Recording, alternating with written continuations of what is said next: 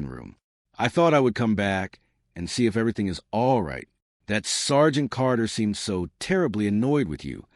Oh, it really was not much, Aunt Bee, Gomer said, leaning on his shovel and panting lightly.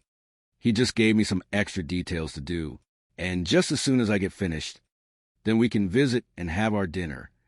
Aunt Bee looked at the massive mound of sand. Oh, good. Well, what exactly do you have to do? Well, for one thing, Gomer explained earnestly, pointing to the pile.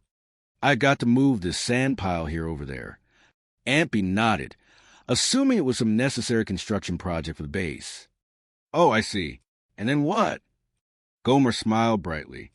Well, then I have got to move the sand pile from there, right back over here. Aunt Bee's jaw dropped.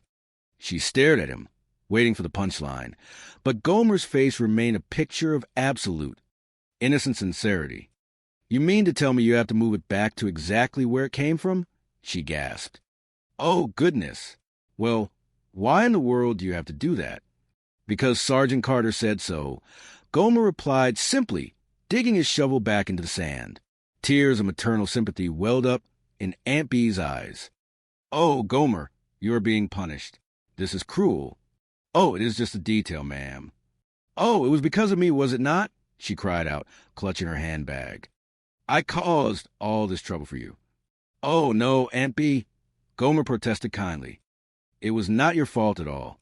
I should have known better. Gomer, why must they treat you like this? Oh, Gomer, I am so deeply sorry. Before Gomer could comfort her, Sergeant Carter marched out from behind the bleachers. He froze when he saw the floral dress standing next to his punished recruit. Miss Taylor. Carter barked, marching over rapidly. You are not supposed to talk to men when they are on a punishment detail. Aunt Bee turned on him like a protective lioness. I came back to see if he was all right. This is utterly senseless, Sergeant. You see, the men would never get their work finished if they have civilians talking to them and distracting them.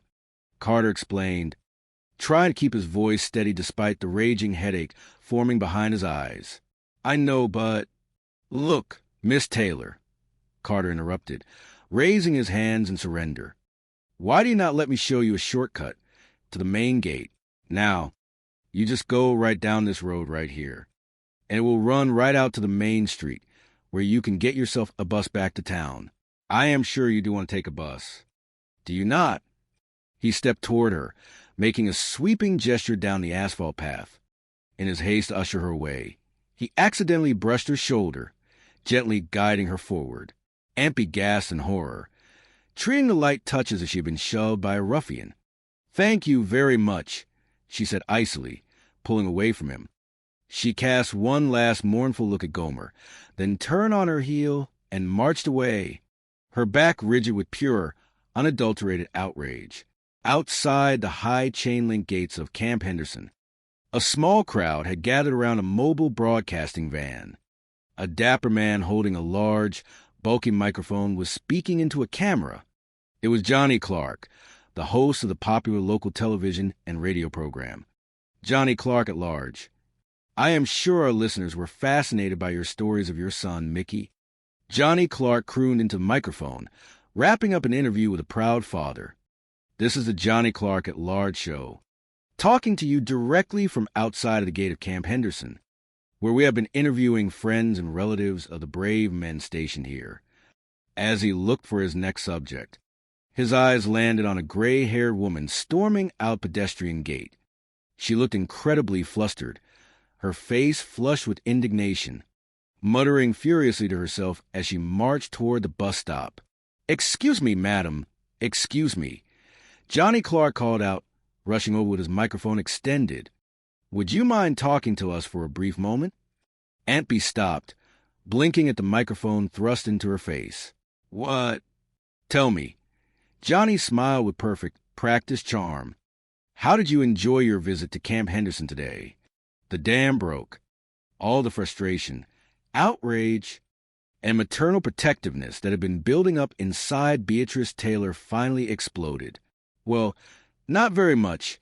I can tell you that right now, she declared loudly, staring straight into the camera. I have never been so shocked and completely surprised in all my life. I just came here to visit my dear friend's boy. Whoa, whoa, whoa, whoa, just a moment. Johnny Clark laughed, delighted by this sudden burst of fiery television gold. You obviously have a great deal to tell us, madam. But first, what is your name? My name is Beatrice Taylor, she announced proudly, and I have never heard anything like it in all my life. The screaming, the yelling. Whoa, whoa, wait a minute. Johnny guided the interview masterfully. Who was hollering and who was screaming? Sergeant Carter, she cried out. No, Johnny prompted. Who was he hollering and screaming at? At a sweet, innocent boy, Ampy continued, her voice trembling with emotion, moving a giant sand pile from one place to another place, and then moving it back again, not making any sense at all. It is pure torture. Johnny Clark's eyes lit up. This was fantastic material. And then what happened? And then he came along. Ampy pointed an accusing finger back toward the military gates. And he just about pushed me down the road. Johnny gasped in theatrical shock. No. Yes, she insisted fiercely. He physically pushed me down the road out of the base. Oh, who? Who pushed you? Sergeant Carter did. That terrible, terrible man. Johnny turned to the camera. Sergeant Carter? Madam, I find that incredibly hard to believe of one of our fine fighting men. Well, he did. Ampy stood her ground. But it was not just that.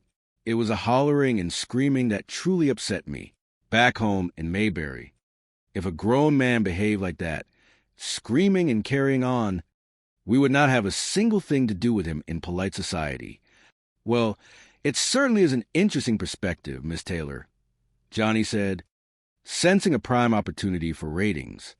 But, we are running out of time on our live broadcast here, and I would love to hear more about this. I am sure our listeners would be fascinated.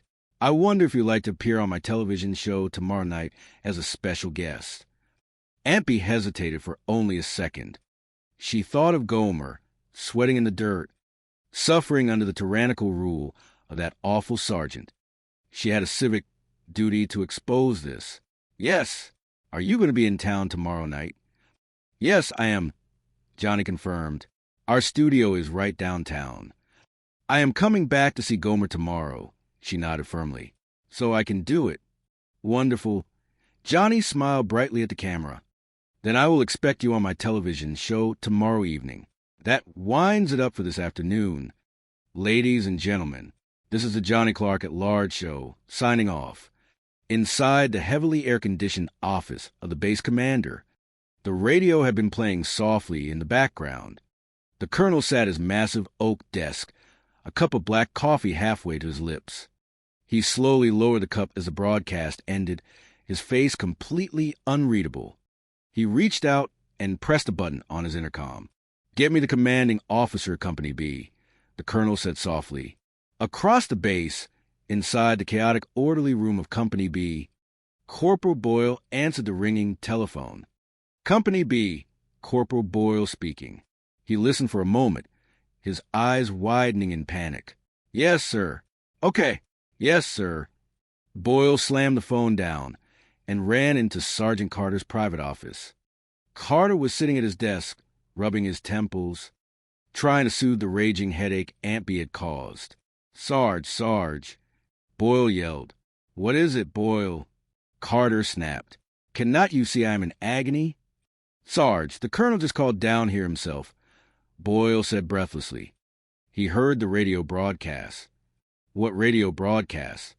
That sweet old lady, Boyle explained. The motherly type. She went right out the gate and got on the Johnny Clark radio show. She told the whole county that you holler and scream, make no sense, and that you push her down the street.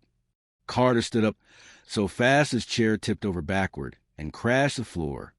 Sir, I did not push her. I swear on my stripes I did not push her. Boyle swallowed hard. Yes, sir. The colonel says he wants to see you in his office. On the double. Carter felt all the blood drain from his face. He stared blindly at the wall. But I did not push her. Boyle, some people can really fool you. She seemed like a sweet, harmless, motherly type.